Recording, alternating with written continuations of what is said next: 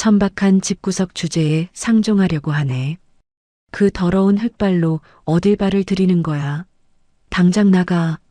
시어머니가 현관 앞을 가로막고 서서 내뱉었습니다. 추석 명절에 사돈이 찾아왔는데 문도 안 열어주고 복도에 세워놓은 겁니다. 빌려 입은 양복에 넥타이까지 매고 허리를 90도로 숙인 수진의 아버지, 새벽 4시에 일어나 직접 고른 한우 세트를 내밀다가 허공에서 손이 멈춰버린 수진의 어머니. 아이고, 그런데 시어머니는 거기서 끝이 아니었어요. 돌아서는 등 뒤로 이런 말까지 쏘아붙입니다.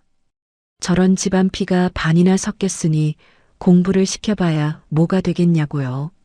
하지만 딱 한 달 뒤 상황은 완전히 뒤집혔습니다. 치킨집은 문을 닫았고 아파트는 경매에 넘어갔고 계모임 친구들마저 등을 돌렸어요. 그렇게 집안의 격을 자랑하던 시어머니는 작은 월세 원룸에 혼자 남게 됩니다. 수지는 대체 뭘 한 걸까요? 숫자 하나로 시댁의 모래성을 무너뜨린 똑똑한 며느리의 이야기, 지금 바로 시작합니다. 결혼 3년 차, 이번 추석은 좀 달랐습니다. 태호가 먼저 말을 꺼냈어요. 올 추석에 친정 부모님 우리 집으로 모시고 가자. 양가가 같이 명절 보내면 좋잖아. 나쁘지 않은 제안이었죠. 저는 그날 저녁 시어머니 명자에게 전화를 걸었습니다. 어머니, 이번 추석에 저희 친정 부모님도 함께 모시고 갈까 하는데요. 괜찮으시겠어요? 전화기 너머로 3초쯤 아무 소리도 나지 않았습니다. 숨소리조차 들리지 않는 그 침묵이 유난히 길게 느껴졌어요. 그래, 알았어. 딱 그 한마디만 내뱉고 전화가 끊겼습니다. 톤이 마음에 걸렸지만 태호가 옆에서 대수롭지 않다는 듯 말했어요. 엄마가 알았다고 했으면 허락한 거야. 걱정 마. 저는 그 말을 믿고 친정에 연락을 넣었습니다. 아버지는 전화를 받자마자 조심스러운 목소리로 되물으셨어요. 우리가 가도 되겠냐? 그럼요, 아버지. 사돈끼리 같이 명절 보내는 거죠. 진짜 괜찮은 거지? 아버지, 괜찮다니까요. 우리가 가도 폐가 안 되겠냐? 3번이나 같은 말씀을 하셨습니다. 그때는 그게 왜 그렇게 조심스러우신 건지 깊이 생각하지 못했어요. 추석 당일 아침 친정에 들러 부모님을 모시고 시댁으로 향하는 차 안에서 저는 뒷좌석을 힐끗 보았습니다. 아버지 종구는 어디선가 빌려오신 감색 양복을 입고 넥타이까지 매고 계셨어요. 어머니 순남은 새벽 4시에 일어나 시장에서 직접 고르셨다는 한우 세트와 과일 상자를 무릎 위에 올려놓고 혹시 상자가 찌그러질까 두 손으로 꼭 감싸고 계셨습니다. 2시간 거리를 달리는 내내 아버지는 한마디도 하지 않으셨어요. 창밖만 바라보셨는데 양복 어깨에 묻은 먼지를 몰래 털어내시는 그 손이 가늘게 떨리고 있었습니다. 시댁 아파트 엘리베이터 앞에서 저는 아버지 넥타이 매듭을 한 번 더 고쳐드렸고 어머니 옷깃에 붙은 실밥을 떼어드렸습니다. 현관 초인종을 누르자 안에서 슬리퍼 끄는 소리가 났어요. 문이 열렸습니다. 명자가 우리를 보았습니다. 눈이 위에서 아래로 천천히 훑었어요. 아버지 양복을, 어머니가 들고 있는 상자를, 그리고 저를 차례로요. 아버지가 허리를 90도로 깊이 숙이셨습니다. 사돈어른, 안녕하십니까? 이렇게 찾아뵙게 돼서 감사합니다. 명자는 대답 대신 아버지의 숙인 허리를 내려다보았습니다. 그 사이 뒤에서 신우이 정아가 나타났어요. 어머니가 두 손으로 내밀던 한우 세트를 정아가 받아들더니 상자를 뒤집어 바코드를 확인했습니다. 코웃음이 새어나왔어요. 어머니의 손이 허공에서 멈췄습니다. 내려놓을 곳을 찾지 못한 채 그 손이 어디에도 닿지 못하고 있었어요. 명자가 입을 열었습니다. 현관 안쪽 대리석 바닥을 내려다보며 말했어요. 천한 집안이 흙발로 어딜 들어와. 대리석 더럽혀지겠다. 아버지의 숙인 허리가 그대로 굳었습니다. 정아는 팔짱을 낀 채 문틀에 기대어 구경하듯 서 있었어요. 저는 목소리를 가다듬고 말했습니다. 어머니, 저희 들어가도 되죠? 명자가 턱을 치켜들며 말했습니다. 들어오라고 한 적 없어. 거기서 인사만 하고 가. 현관 밖으로 턱짓을 했어요. 태호가 옆에서 입을 열었습니다. 엄마, 그래도 어른들인데. 명자가 태호를 쏘아보았습니다. 태호의 입이 바로 닫혔어요. 정확히 7분이었습니다. 우리 네 사람은 현관 밖 복도에 서서 명절 인사를 했습니다. 시아버지 영수는 거실 소파에 앉아 TV만 보고 있었고 단 한 번도 현관에 나오지 않았어요. 명자가 손을 내저으며 말했습니다. 됐으니까 이제 가. 문이 닫혔습니다. 아버지가 돌아서며 어머니의 팔을 잡아주셨어요. 어머니는 고개를 옆으로 돌려 벽을 보며 입술을 깨물었습니다. 저는 아버지의 등을 보았어요. 빌려 입은 양복의 어깨선이 축 처져 있었고 그 등판이 유난히 좁아 보였습니다. 엘리베이터를 기다리는 복도에서 시댁 현관문 너머로 명자의 목소리가 또렷하게 새어나왔습니다. 저런 집안이랑 사돈 맺은 게 내 팔자지. 손녀한테까지 저런 집안 피가 반이나 섞였으니 공부를 시켜봐야 뭐가 되겠어. 아버지는 분명 들으셨을 겁니다. 아무 말 없이 엘리베이터 버튼만 다시 누르셨어요. 어머니는 끝내 소리를 죽여 우셨습니다. 태호는 고개를 떨군 채 주머니에 손을 넣고 있었어요. 저는 그 말이 귀에서 지워지지 않았습니다. 주먹이 쥐어졌고 손톱이 손바닥에 파고드는 걸 느꼈어요. 차에 타서 돌아가는 길 뒷좌석에서 아버지가 넥타이를 풀며 말씀하셨습니다. 시어머니 성격이 좀 그런 거야. 신경 쓰지 마라. 아버지의 목소리가 떨리고 있었어요. 어머니는 한마디도 못하시고 아까 내밀지 못한 과일 상자를 다시 무릎에 올려놓은 채 창밖만 보셨습니다. 태호가 운전대를 잡은 채 말했어요. 엄마가 원래 좀 까탈스러워. 미안해. 저는 그 말이 사과가 아니라 면피라는 걸 알았습니다. 친정에 부모님을 내려드리고 차에서 내리시는 아버지를 보았어요. 아버지가 양복 상의를 벗어 접으셨습니다. 그 뒷모습을 보았을 때 저는 속으로 기한을 정했습니다. 그날 밤 아이를 재우고 거실에 앉아 휴대폰 메모장을 열었습니다. 명자가 한 말을 한 글자도 빠뜨리지 않고 타이핑했어요. 날짜와 시간까지 적어 넣었습니다. 메모장을 저장한 뒤 화장대 서랍에서 결혼할 때 보관해뒀던 서류 봉투를 꺼냈어요. 전세 계약서, 그리고 친정아버지 통장에서 5천만 원이 빠져나간 이체 확인서가 들어 있었습니다. 저는 봉투 겉면에 오늘 날짜를 볼펜으로 적고 옷장 안쪽 깊숙이 넣어두었어요. 그 서류들을 다시 넣으며 결혼할 때가 떠올랐습니다. 아버지가 평생 모아두신 5천만 원을 전세 보증금에 보태주시며 하셨던 말씀이요. 이거면 시작은 되겠다. 잘 살아라. 그 돈은 철물점 30년 장사의 전부였어요. 시댁에서는 단 한 푼도 보태지 않으셨죠. 오히려 명자가 그때 했던 말이 지금에서야 전혀 다른 무게로 느껴졌습니다. 친정에서 겨우 그것밖에 못해줘? 저는 이제 그 5천만 원이 단순한 보증금이 아니라는 걸 알았어요. 그건 아버지의 등뼈 같은 거였습니다. 새벽 2시 메모장 맨 아래에 세 줄을 적었습니다.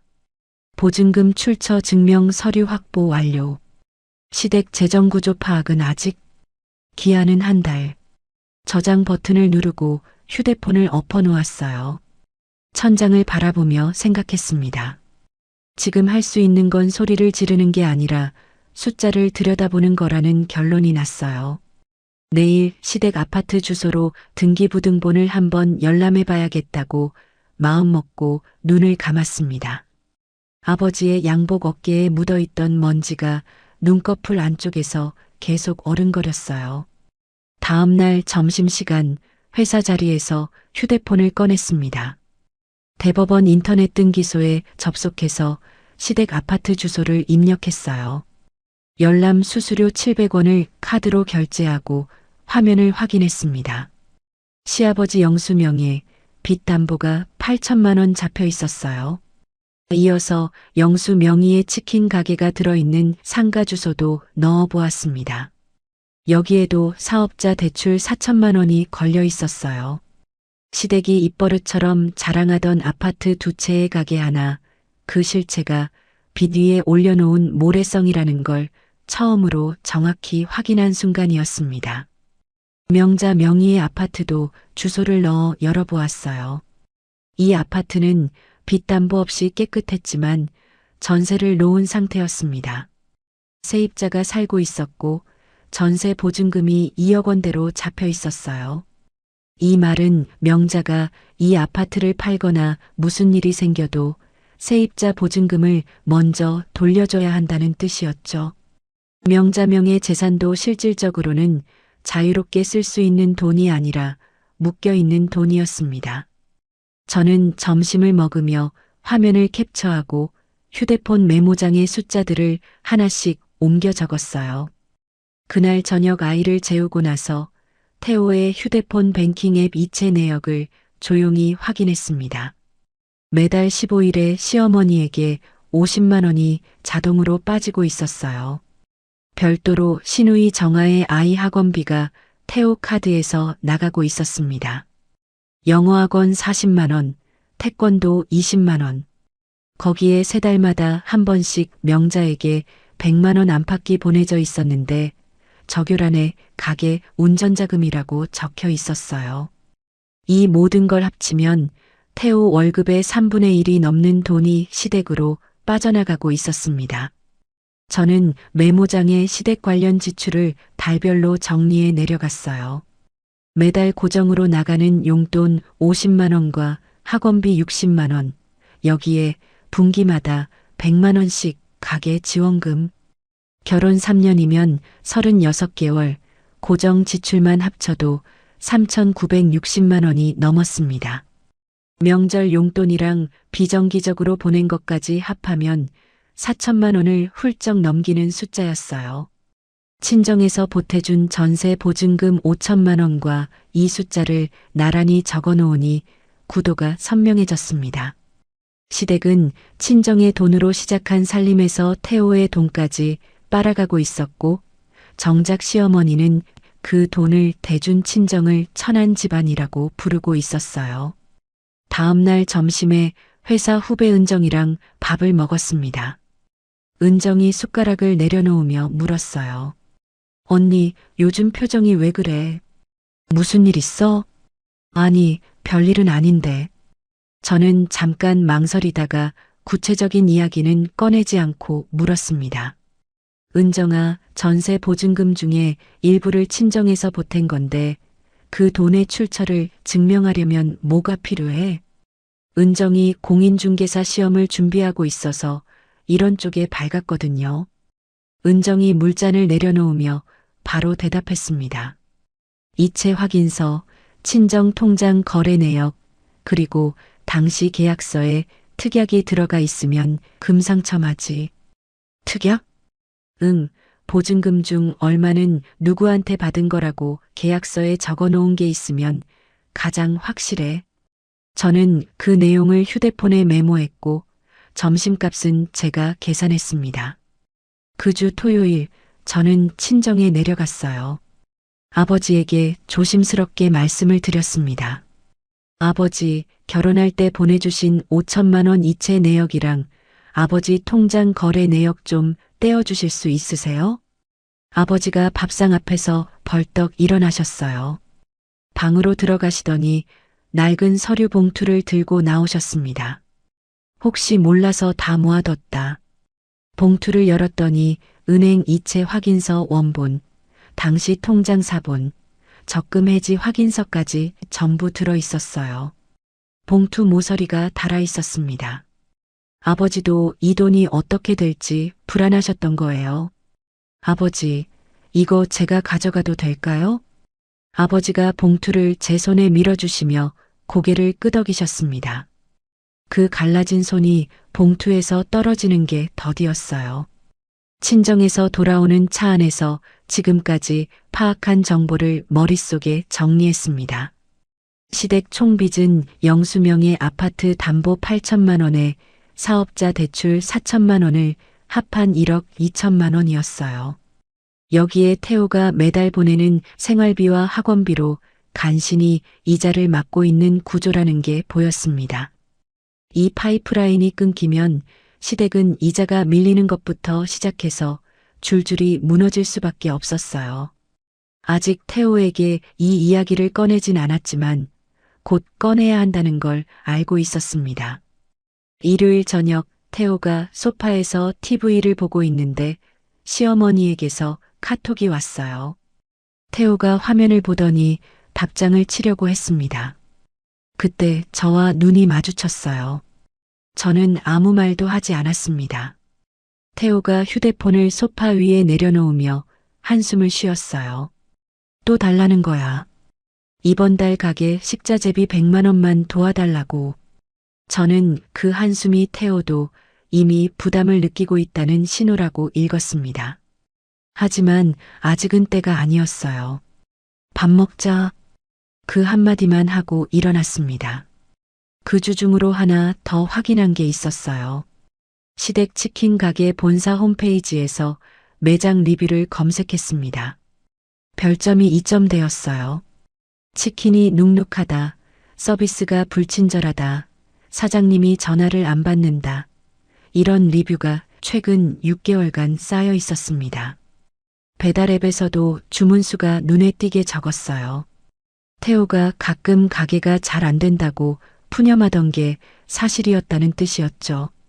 메모장을 다시 여러 내용을 업데이트했습니다. 보증금 출처 증명으로 이체 확인서, 통장 거래 내역, 적금 해지 확인서 확보. 시댁 재정 구조는 총 빚 1억 2천만 원, 매달 빠져나가는 돈 약 110만 원, 가계 적자. 태호 통장 이관은 아직 미완. 기한은 3주 남았다. 숫자들이 자리를 잡아가니까 감정이 아니라 구조가 보이기 시작했어요. 이 구조에서 핵심이 되는 볼트 하나만 빼면 전체가 흔들리는 거였습니다. 그 볼트는 태호였어요. 그로부터 사흘 뒤 토요일 오전이었습니다. 아이를 어린이집에 보내고 나서 식탁에 커피 2잔을 놓았어요. 태호를 맞은편에 앉혔습니다. 우리 살림 이야기 좀 하자. 태호가 커피잔을 만지작거리며 눈을 깜빡였어요. 갑자기 무슨 살림 이야기? 결혼하고 3년인데 한 번도 제대로 이야기한 적 없잖아. 지금 통장에 얼마 있는지 한번 직접 확인해봐. 태호가 대수롭지 않다는 듯 휴대폰을 꺼내 뱅킹 앱을 열었습니다. 월급이 들어오는 통장 잔액이 화면에 떴어요. 120만 원. 태호의 손가락이 화면 위에서 멈췄습니다. 이게 맞아? 어디서 이렇게 빠지는 거야? 저는 아무 말 하지 않았어요. 태호가 스스로 최근 이체 내역을 스크롤하기 시작했습니다. 시어머니 50만 원, 정한의 아이 영어학원 40만 원, 태권도 20만 원, 가게 지원금 100만 원. 본인 눈앞에 숫자들이 쭉 나열되었어요.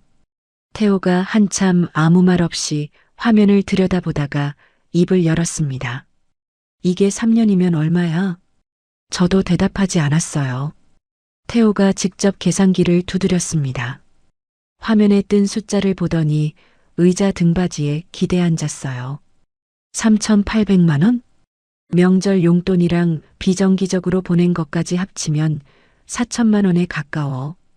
태호가 계산기 화면을 한참 내려다보았습니다. 커피잔을 들었다가 마시지도 않고 다시 내려놓았어요. 저는 여기서 밀어붙이지 않았습니다.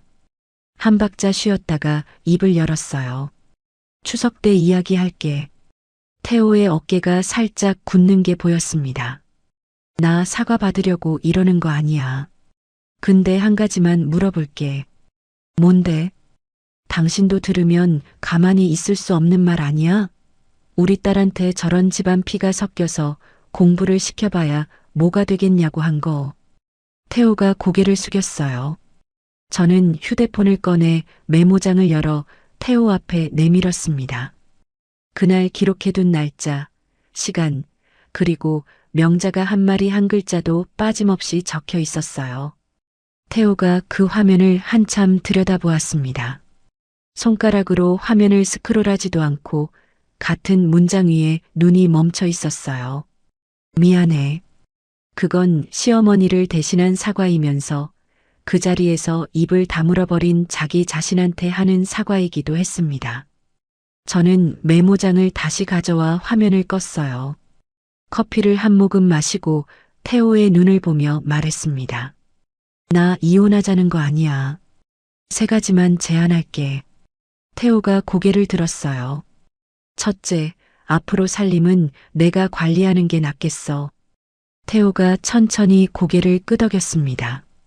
둘째, 시댁으로 가는 자동이체 전부 이번 달부터 끊자. 한 번 더 고개를 끄덕였어요. 셋째, 어머니한테 우리 형편이 어려워졌다고 당신이 직접 말해. 태호의 고개가 멈췄습니다. 커피잔을 감싼 손에 힘이 들어가는 게 보였어요. 엄마한테 내가 직접 말하면 난리 날 텐데. 난리가 나야 끝이 나는 거야. 그 말이 식탁 위에 떨어졌을 때 태호는 아무 말 없이 커피잔만 들었다 놓았습니다. 그 주 월요일이었어요. 태호가 은행 앱을 열고 시어머니에게 가는 자동이체 50만 원을 해지했습니다. 정한의 아이 학원비 결제도 해지했어요. 저는 옆에서 그 과정을 직접 확인했습니다. 태호가 해지 버튼을 누르는 손이 떨리고 있었어요. 해지 완료 알림이 뜨자 태호가 휴대폰을 내려놓으며 말했습니다. 엄마한테는 내가 전화할 테니까 며칠만 시간 줘. 일주일. 저는 기한을 잘라 말했어요. 태호가 고개를 끄덕였습니다. 그날 밤 메모장에 적었어요. 통장 이관 완료. 자동이체 해지 완료. 시어머니 통보는 일주일 내. 태호가 시어머니에게 전화한 건 해지 후 5일째 되는 토요일 오후였습니다. 저는 다른 방에 있었지만 문 너머로 태호의 목소리가 들렸어요. 엄마, 요즘 형편이 좀 안 좋아서 당분간 용돈 보내기 어려울 것 같아. 전화기 너머로 명자의 목소리가 터져 나왔습니다. 뭐? 당분간이 뭐야? 네가 아들이야 남이야. 정한의 진이 학원비도 좀 어려워. 그년이 시킨 거지. 내가 그럴 줄 알았어. 벽을 뚫고 들어오는 소리였어요. 태호가 전화기를 귀에서 떼고 눈을 감는 게 문틈으로 보였습니다. 전화를 끄는 태호가 거실 소파에 축 늘어져 앉았어요. 저는 물 한 잔을 가져다 주며 옆에 앉았습니다. 엄마가 당장 올라온대. 내일 온다고. 저는 놀라지 않았어요. 예상한 수순이었으니까요. 오시라고 해. 대신 이 집에서는 내가 주인이야. 태호가 고개를 끄덕이지도 젓지도 않았지만 반대하지도 않았습니다. 저는 그 침묵을 동의로 받아들였어요. 다음 날 오후 1시 명자가 버스를 타고 올라왔습니다. 현관문을 열자마자 명자가 소리쳤어요. 수진이 너 나와봐. 저는 거실에 서서 명자를 맞이했습니다. 명자가 구두를 신은 채 거실까지 들어오려고 했어요. 어머니, 신발은 벗고 들어오세요. 명자가 멈칫했습니다. 태호가 다가와 말했어요. 엄마 앉아. 명자가 마지못해 구두를 벗고 소파에 앉았습니다. 핸드백을 무릎 위에 올려놓고 저를 쏘아보았어요. 저는 소파 맞은편에 서서 수치만 말했습니다. 어머니, 3년 동안 저희가 시댁에 보내드린 돈이 3,800만 원이에요. 지금 저희 저축은 거의 없고 아이 교육비도 빠듯합니다. 명자의 눈꺼풀이 미세하게 떨렸어요. 하지만 금방 턱을 치켜들며 목소리를 높였습니다. 내 아들한테 용돈 받는 게 뭐가 잘못이야. 효도도 모르는 년이 시어머니한테 대들어. 효도를 하려면 저희가 먼저 살아야 합니다. 어머니. 명자가 태호를 돌아보며 손가락으로 가리켰어요. 태호야, 너도 이년편이야? 태호가 소파에서 일어섰습니다. 처음으로 명자의 눈을 똑바로 보았어요. 엄마, 추석 때 장인어른한테 흑발이라고 한 거 나도 다 들었어. 명자의 입이 벌어졌다가 닫혔습니다. 3초간 아무 소리도 나지 않았어요. 명자가 핸드백을 집어들고 벌떡 일어났습니다. 그래, 알았어. 두고 보자. 현관으로 나가며 문을 쾅 닫았어요. 그 소리가 아파트 복도에 울렸습니다. 태호는 소파에 그대로 앉아 두 손으로 얼굴을 감싼 채 한참을 움직이지 않았어요. 저는 명자가 두고 보자라고 한 그 말을 곱씹었습니다. 더 이상 아들에게서 돈을 꺼낼 카드가 없어졌다는 걸 명자 스스로도 느낀 거예요. 그날 밤 메모장에 한 줄을 적었습니다. 자금 파이프라인 차단 완료. 명자가 돌아간 뒤 첫 번째 주 시댁은 조용했습니다. 하지만 그건 평화가 아니었어요.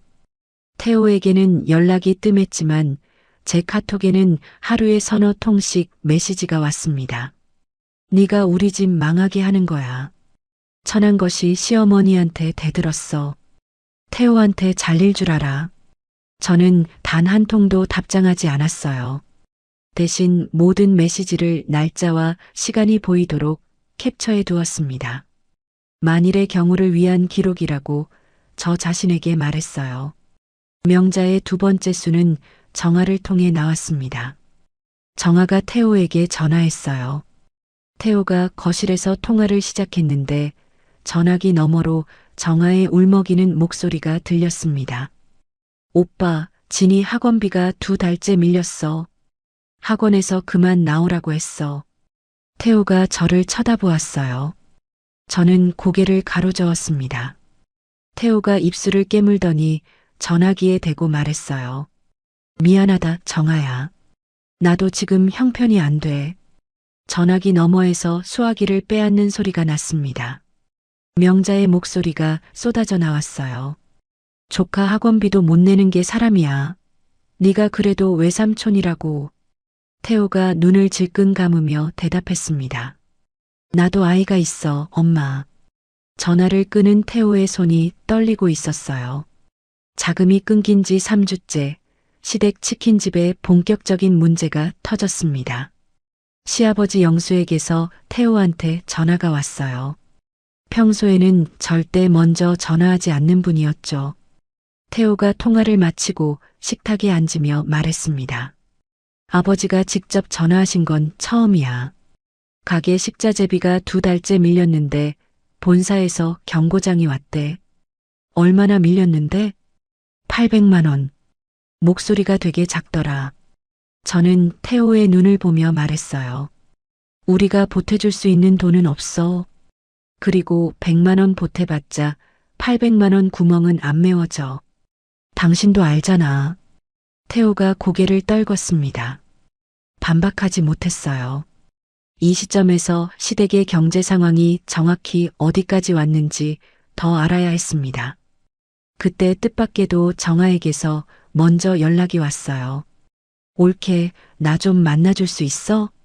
정아가 굳이 저를 찾아온다는 건 시댁 안에서 정아의 입지가 그만큼 좁아졌다는 뜻이었습니다.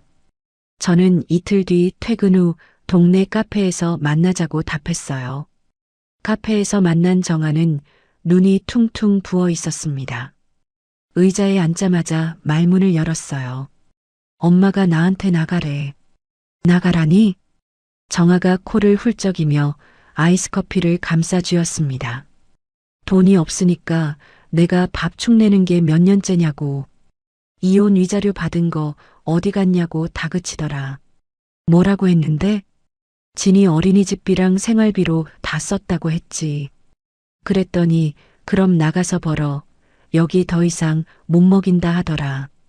정아가 빨대를 물며 시댁 상황을 하나씩 쏟아냈어요.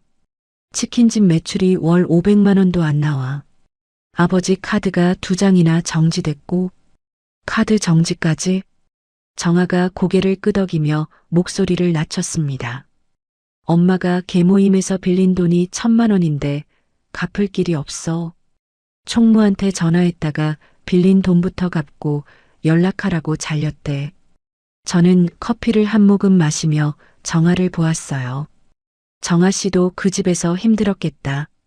그 한마디에 정아가 울음을 터뜨렸습니다. 냅킨으로 눈물을 찍어내며 말했어요. 추석 때 한우 가지고 그런 거 나도 엄마가 시키는 대로 한 거야. 미안해, 올게. 저는 그 사과를 받아들이지도 거부하지도 않았습니다. 정아가 시모에게 휘둘려온 구조 안의 공범이었다는 건 분명했지만 지금은 시댁 내부 사정을 확인해주는 역할을 하고 있었으니까요. 카페를 나와 차에 앉자마자 메모장을 열어 정아가 건넨 정보들을 하나씩 정리했어요. 정아와 만난 뒤 시댁의 총 빚을 최종 정리했습니다. 영수명의 아파트 담보빚 8천만 원, 가게 사업자 대출 4천만 원, 명자의 계모임 빚 1,000만 원, 영수 카드빚 약 2천만 원, 식자재 밀린 돈 800만 원, 합계 약 1억 5,800만 원이었어요. 시댁 재산을 빼보면 영수 아파트 시세 3억에서 담보빚 8천만 원을 빼면 2억 2천만 원, 명자 아파트 시세 3억에서 전세 보증금 2억을 빼면 1억, 가계 보증금은 대출이랑 위약금 빼면 거의 제로. 실질적으로 쓸 수 있는 돈은 아파트를 하나라도 팔지 않으면 없다는 뜻이었죠. 한편 시댁 치킨집에 결정적인 통보가 도착했습니다. 본사에서 식자재비 3개월 체납을 이유로 가게 계약을 끝내겠다는 예고장을 보낸 거예요.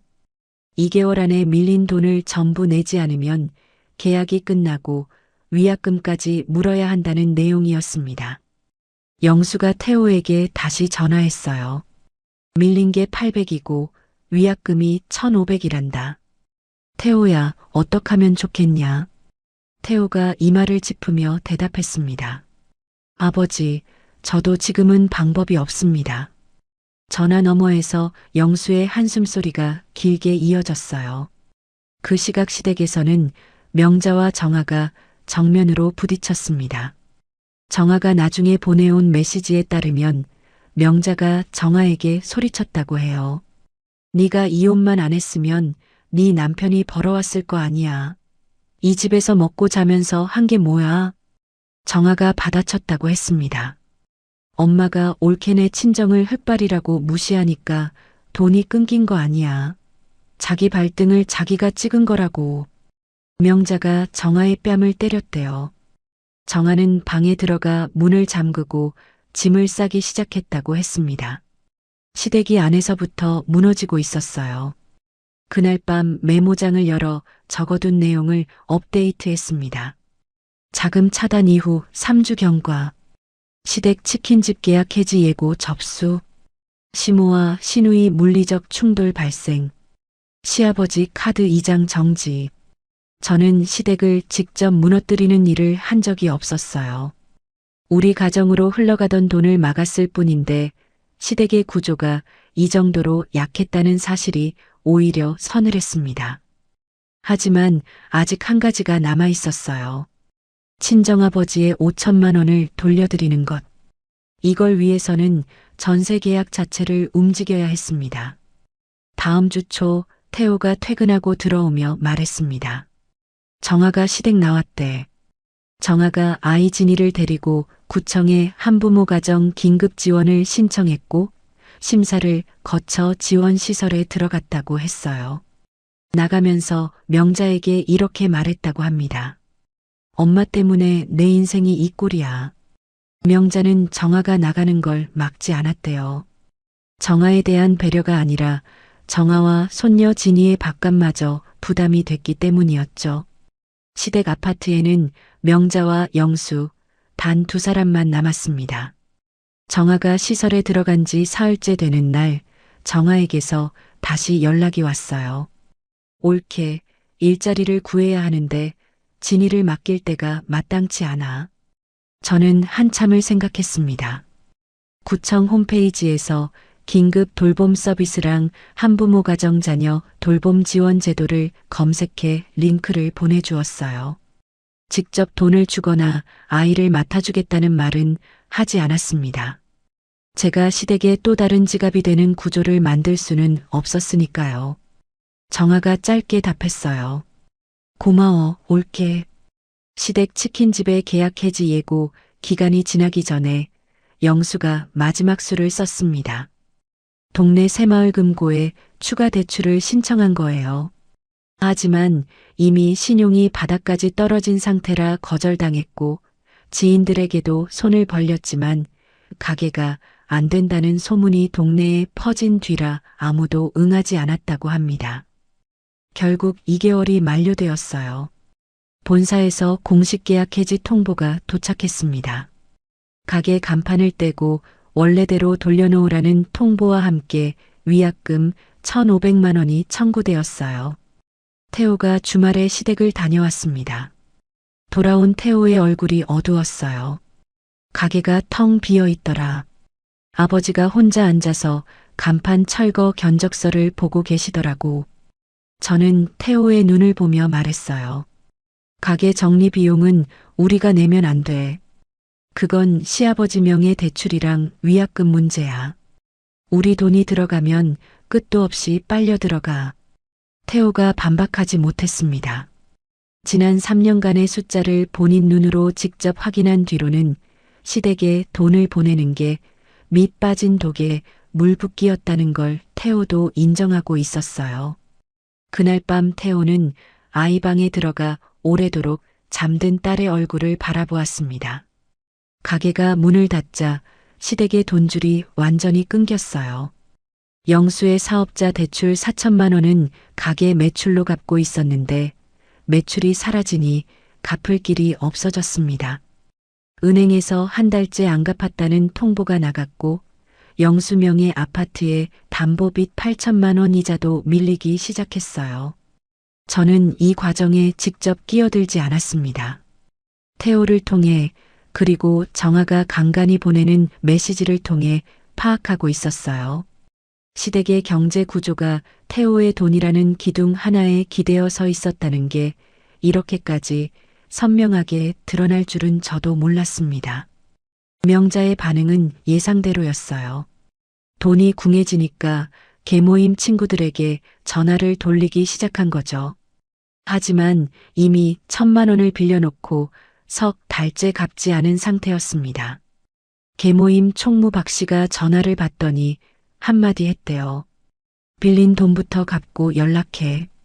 정아가 전해준 말에 따르면 명자가 그 전화를 끊고 나서 거실에서 한참을 멍하니 앉아 있었다고 합니다. 부녀회에서 우리 집은 아파트 2채의 가게까지 있다고 자랑하던 명자의 체면이 전화 한 통에 무너진 거예요. 계모임뿐만이 아니었습니다. 부녀의 김 씨가 아파트 단지 경비실 앞에서 다른 주민에게 이렇게 말하는 걸 정아가 우연히 들었대요. 그 집 치킨집 망했다며. 아들한테도 버림받았다더라. 명자가 그토록 공들여 쌓아 올린 집안의 격이 동네 수군거림거리로 전락하고 있었습니다. 명자는 부녀의 모임에 나가지 않게 되었고 아파트 단지에서 사람과 마주치면 눈을 피하기 시작했어요. 정아가 한 줄로 알려주었습니다. 엄마 요즘 밖에 안 나가. 이 무렵 명자가 마지막 카드를 꺼냈어요. 명자 명의 아파트에 새 들어 살고 있는 세입자 임 씨에게 전화를 건 겁니다. 전세 만기가 되기 전에 보증금을 좀 깎아서 다시 계약하자고 요청한 거였죠. 보증금을 낮춰서 그 차액만큼 현금을 손에 쥐려는 속셈이었는데 임 씨가 당연히 거절했습니다.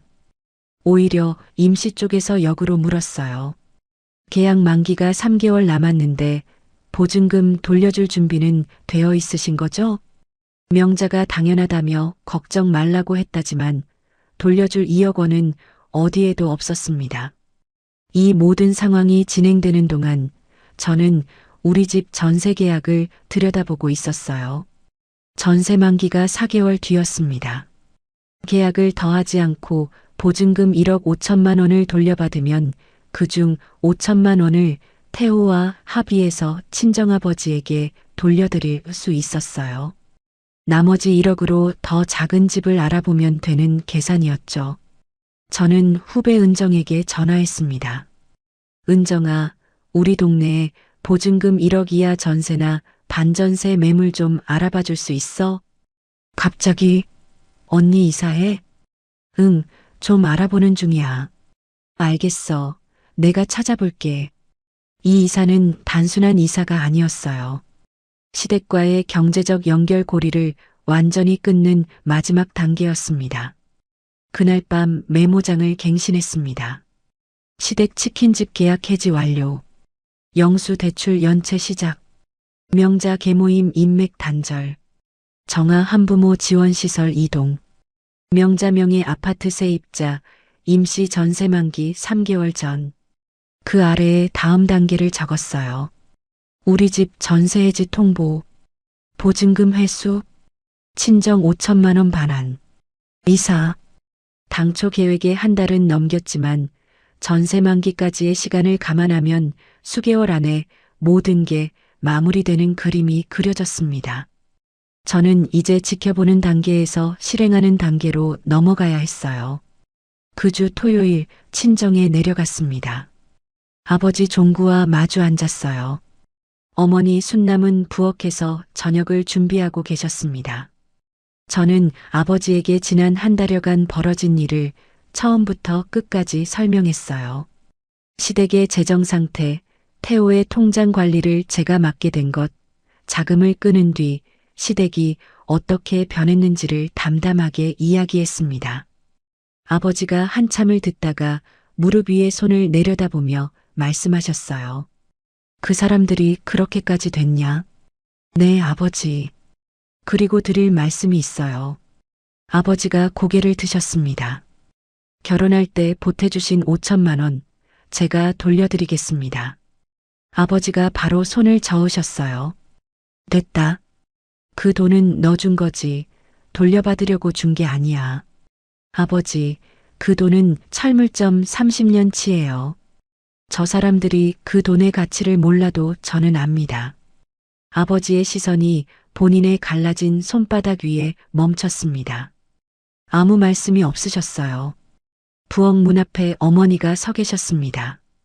언제부터 듣고 계셨는지 앞치마 끝자락으로 눈물을 닦고 계셨어요. 아버지가 한참을 가만히 앉아 계시다가 입을 여셨습니다. 네가 고생한다. 그게 동의라는 걸 저는 알았어요. 아버지, 혹시 나중에 필요할 수 있으니까 이체 확인서랑 통장 거래 내역 원본에 서명 좀 해두시면 좋겠어요. 아버지가 고개를 끄덕이셨습니다. 방에서 낡은 서류 봉투를 다시 가져오셨고 저는 서류 한 장 한 장에 아버지의 서명을 받았어요. 볼펜을 쥔 아버지의 손이 천천히 움직였습니다. 다음 주 토요일 오전 후배 은정이 소개해준 동네 법무사 사무실을 찾아갔어요. 토요일에도 상담을 받는 곳이었습니다.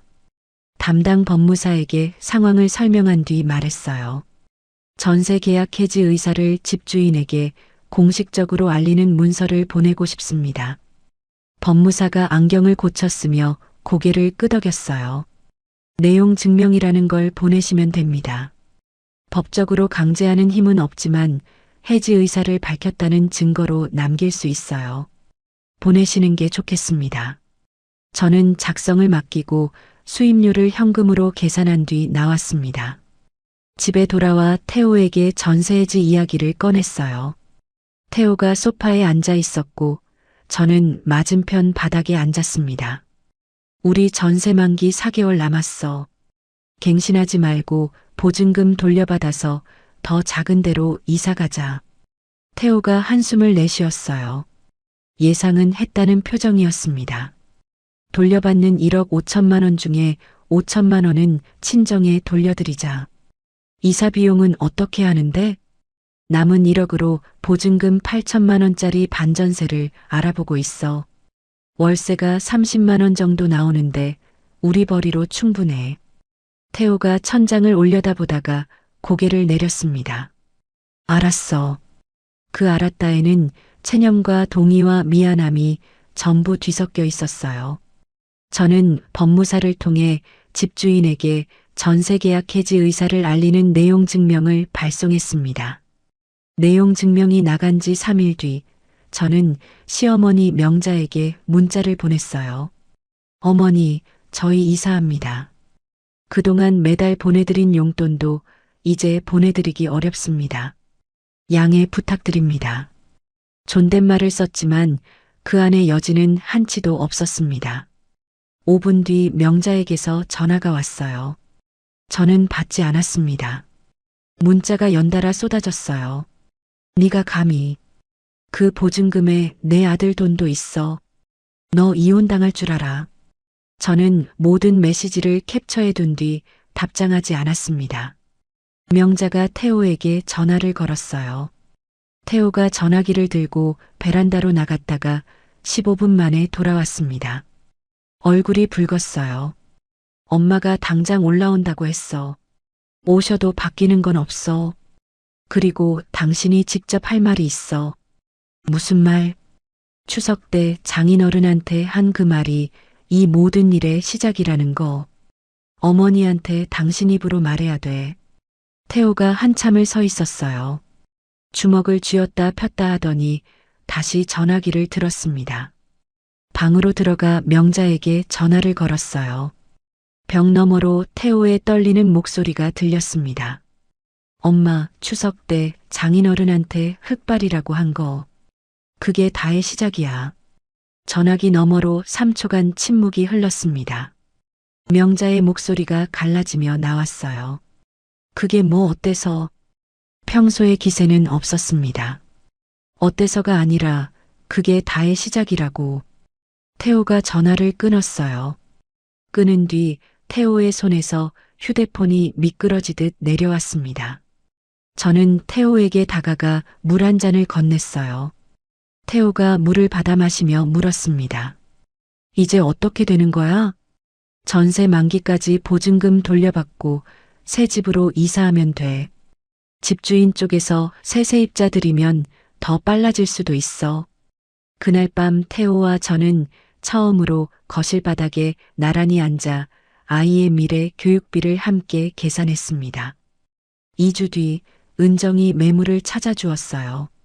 보증금 8천만 원에 월세 35만 원짜리 반전세 빌라였습니다.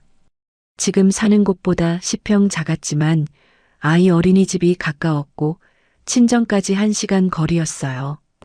태호와 함께 매물을 보러 갔습니다. 태호가 작은 방을 둘러보며 말했어요. 여기서 다시 시작하는 거야? 다시가 아니라 제대로 시작하는 거야. 우리는 그 자리에서 가계약금을 걸었습니다. 이사 준비가 진행되는 동안 시댁에서는 더 이상 태호에게 돈을 요구하는 전화가 오지 않았어요. 명자가 포기한 게 아니라 명자 자신의 생존 문제가 급해진 거였죠. 정화를 통해 들은 이야기가 있었습니다. 영수명의 아파트의 대출 이자가 2개월째 밀리면서 은행에서 공식 독촉장이 날아왔대요. 명자가 그 독촉장을 영수한테 내밀며 소리쳤다고 합니다. 당신이 가장이면서 이것밖에 못해. 영수가 평생 처음으로 받아쳤대요. 당신이 사돈한테 그러지만 않았어도 태호가 돈을 끊었겠어? 명자가 그 말에 아무 대꾸도 못하고 방으로 들어갔다고 했습니다. 저는 그 이야기를 듣고도 시댁에 연락하지 않았어요. 명자의 카톡도 더 이상 오지 않았습니다. 그날 밤 메모장에 적었어요. 내용 증명 발송 완료. 새집 가계약 완료. 친정 반환 5천만 원은 이사 후 즉시 실행. 시댁 상황은 자체적으로 무너지는 중. 저는 이 과정에서 시댁을 공격한 적이 단 한 번도 없었습니다. 우리 가정의 돈을 지키고 원래 친정 것이었던 돈을 돌려드리겠다는 결정을 했을 뿐이에요. 그 결정 하나가 허세로 쌓아 올린 시댁의 모래성을 무너뜨리고 있었습니다. 이사를 2주 앞둔 어느 날 정아에게서 긴 메시지가 왔습니다. 명자명의 아파트의 세입자 임 씨가 전세 만기일에 맞춰 보증금 2억 원을 돌려달라고 공식 요청을 해온 거예요.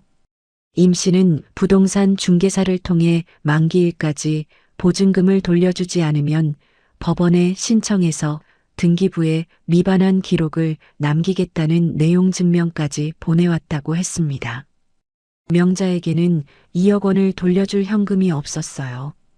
이 아파트를 팔더라도 파는 데만 두세 달이 걸리고 세입자 보증금을 먼저 갚아야 하니 명자 손에 남는 돈은 거의 없었죠. 명자가 임 씨에게 새 세입자를 구해서 넣겠다고 했지만 부동산에 내놓은 매물에 문의가 오지 않았대요. 같은 단지에 비슷한 조건의 전세 매물이 여러 개 나와 있었고 전세를 찾는 사람도 줄어든 시점이었습니다. 중개사가 보증금을 낮추셔야 한다고 했지만 보증금을 낮추면 그 차액을 명자가 자기 돈으로 메워야 했어요. 메울 돈이 없으니 낮출 수도 없는 악순환이었습니다. 전세 만기일이 지나도 보증금이 돌아오지 않자 임 씨는 예고대로 법원에 신청을 넣었어요. 약 한 달 뒤 명자명의 아파트 등기부에 세입자 보증금을 돌려주지 못했다는 기록이 공식적으로 남았습니다. 이게 붙어있는 한 이 아파트를 팔거나 빚 담보로 잡으려 해도 사실상 거래가 안 되는 거였어요. 명자의 마지막 깨끗한 재산에 쐐기가 박힌 겁니다. 한편 영수명의 아파트의 대출 이자가 3개월째 밀리면서 은행에서 통보가 나갔어요.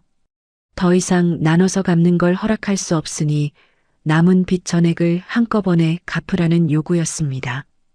8천만 원짜리 담보가 실제로 집행되는 절차에 들어갈 수 있다는 뜻이었죠.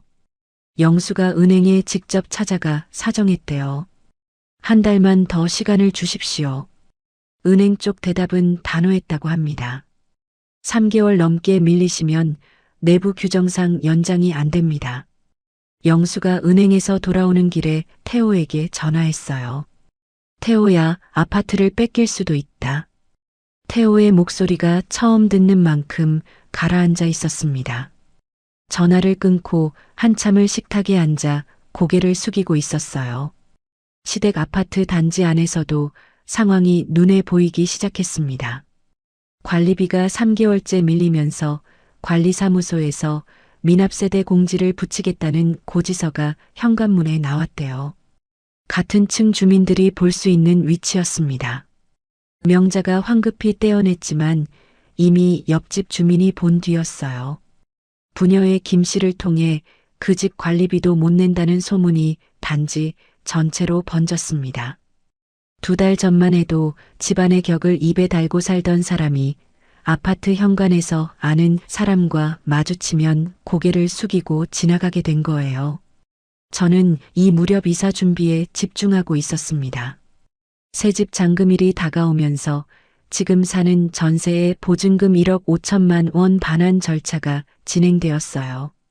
집주인이 새 세입자를 구한 덕분에 잔금일에 맞춰 보증금 전액이 돌아올 예정이었습니다. 이 중 5천만 원을 태호와의 합의 아래 친정아버지 종구의 통장으로 바로 보낼 준비를 마쳤어요. 나머지 1억에서 새집 보증금 8천만 원을 빼면 2천만 원이 남는데 이게 우리 가족 셋의 새 출발 자금이 되는 거였죠. 이삿짐 센터에 견적을 받고 짐을 정리하면서 이 집에서의 3년이 어떤 시간이었는지를 돌아보았습니다. 이사 당일 이삿짐 트럭이 떠난 빈집에서 거실 창밖을 마지막으로 보았어요. 태호가 아이를 안고 현관에서 기다리고 있었습니다. 저는 휴대폰을 꺼내 친정아버지에게 5천만 원을 보냈어요. 이체 확인 화면을 보며 아버지에게 카톡을 보냈습니다. 아버지, 돌려드려요. 감사합니다. 1분 뒤 아버지에게서 답장이 왔어요. 밥 먹었냐? 3글자였습니다. 저는 그 3글자 앞에서 한참을 서 있다가 빈집에 전등을 끄고 나왔어요. 이사한 뒤 일주일쯤 지나서 정아에게서 소식이 왔습니다. 영수명의 아파트에 대해 은행이 경매를 신청했고 법원에서 경매를 시작하겠다는 결정이 내려졌대요. 경매가 진행되면 은행이 담보빚 8천만 원을 먼저 가져가고 거기서 사업자 대출 4천만 원과 카드빚 2천만 원과 밀린 관리비까지 빼면 영수와 명자 손에 떨어지는 돈은 거의 없다는 계산이었습니다. 경매 절차가 몇 달 걸리더라도 이미 시작된 이상 시댁이 그 아파트에서 나가야 하는 건 시간 문제였어요. 정아가 메시지 끝에 한 줄을 더 적었습니다. 엄마가 어제 나한테 전화해서 방 하나만 같이 쓰자고 했어. 정아 자신도 지원시설에서 겨우 버티는 형편이라 명자를 받아줄 여력이 없었어요. 옳게, 나도 어떡할 수가 없어. 저는 짧게 답했습니다. 정아 씨도 힘든 거 알아요. 근데 정아 씨 몫까지 제가 책임질 수는 없고 정아 씨는 진이 잘 키우는 게 먼저예요. 고마워, 옳게. 그리고 미안해. 그 미안하다에는 추석 때 한우 바코드를 뒤집어 보며 코웃음 치던 그때부터 지금까지의 모든 게 담겨 있었을 거예요. 괜찮아요. 짧게 답하고 대화를 끝냈습니다.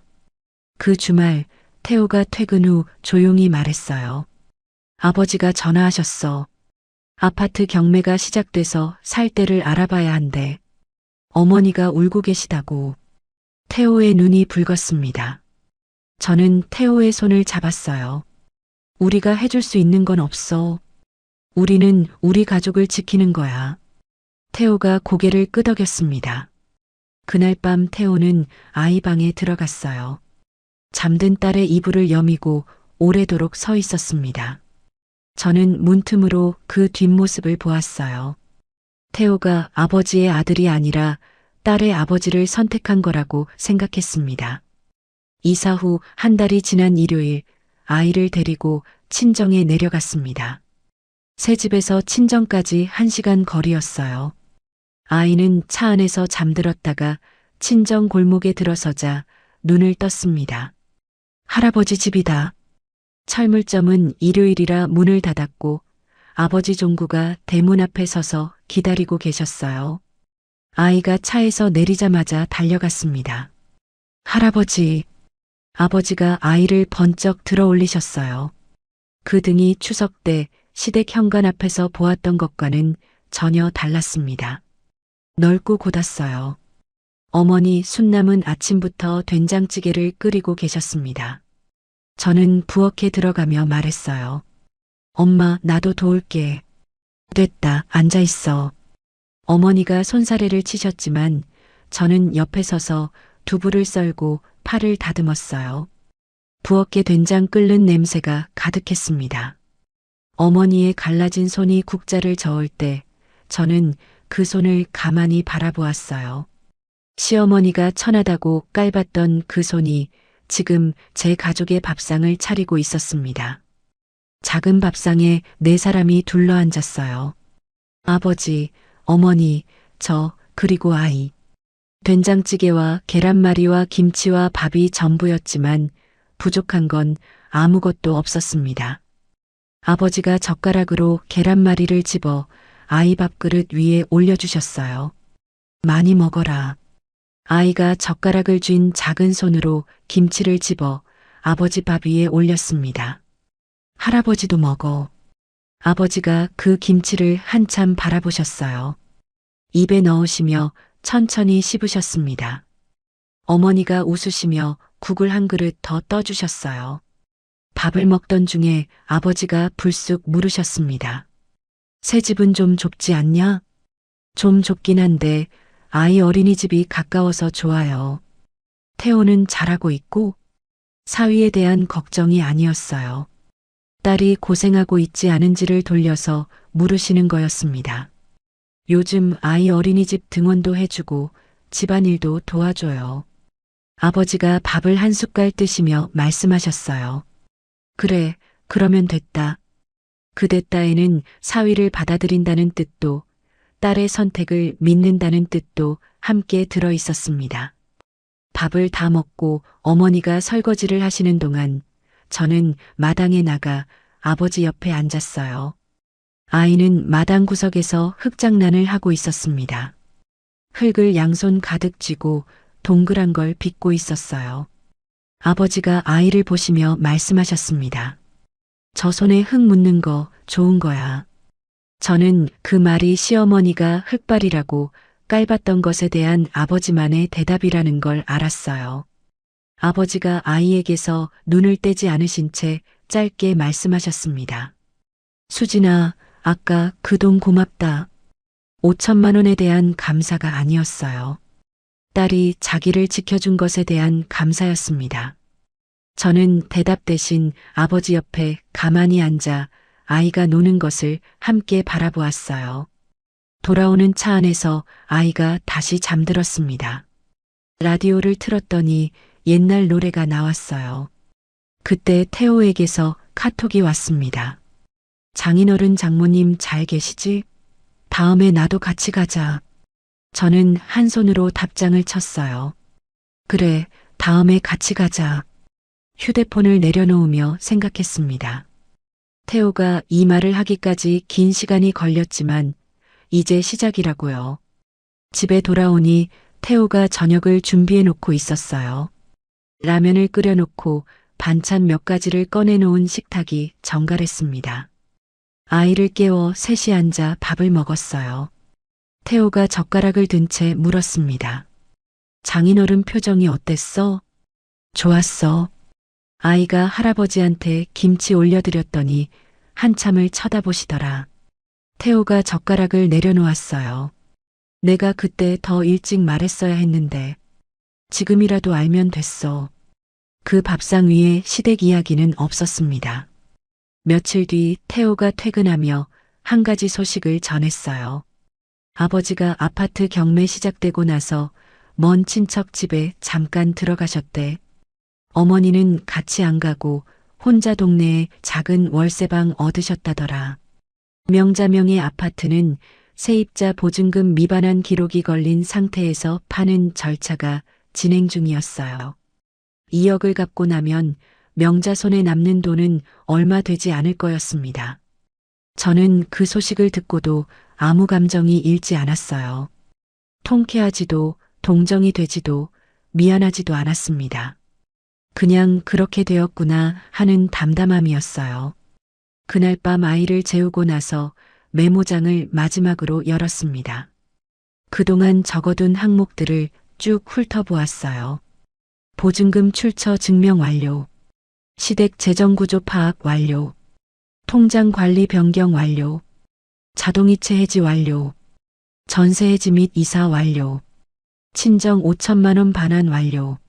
맨 처음 적었던 기한 한 달은 실제로 넉 달이 넘게 걸렸지만 모든 항목이 빠짐없이 실행되었습니다. 저는 그 메모를 한참 바라보다가 맨 아래에 한 줄을 적었어요. 이 메모장을 닫는다. 저장을 누르고 앱을 닫았습니다. 거실 창가에 서서 밖을 보았어요. 새 집의 창밖으로는 큰 아파트 단지 대신 작은 골목과 가로등이 보였습니다. 아무 생각 없이 그 불빛을 바라보다가 돌아서서 아이가 자는 방의 문을 살짝 열었어요. 아이가 이불을 걷어찬 채 자고 있었습니다. 이불을 다시 덮어주며 아이의 작은 손을 보았어요. 낮에 친정 마당에서 흙을 쥐고 놀던 그 손이었습니다. 저는 이 아이에게 언젠가 말해줄 거예요. 내 외할아버지는 흙 묻은 손으로 세상에서 가장 단단한 걸 만들어 온 사람이라고. 방문을 닫았습니다. 오늘 이야기 어떻게 보셨나요? 수지는 시어머니에게 흑발이라는 모욕을 당하고도 소리 한번 지르지 않았습니다. 대신 메모장을 열고 숫자를 적었어요. 감정이 아니라 구조를 받고 복수가 아니라 가족을 지키는 쪽을 택한 겁니다. 사실 수진이 한 일은 특별한 게 아니었어요. 남편 통장에서 매달 얼마가 빠지는지 확인하고 자동이체를 끊고 우리 살림을 우리가 관리하겠다고 한 것뿐이거든요. 그런데 그것 하나만으로 시댁의 모래성이 무너졌습니다. 그만큼 시댁이라는 곳이 처음부터 남의 돈 위에 서 있었다는 뜻이죠. 이 이야기에서 한 가지 기억해 주셨으면 하는 게 있어요. 누군가의 성실함을 깔보는 사람은 결국 자기 발등을 찍게 되어 있다는 겁니다. 수진의 아버지는 철물점에서 30년을 일하셨어요. 갈라진 손으로 평생 모은 5천만 원을 딸에게 내밀며 이거면 시작은 되겠다 한마디만 하신 분이에요. 시어머니는 그 손을 천하다고 비웃었지만 결국 그 손이 만들어낸 돈 위에서 살고 있었던 거였죠. 마지막 장면 기억나시죠?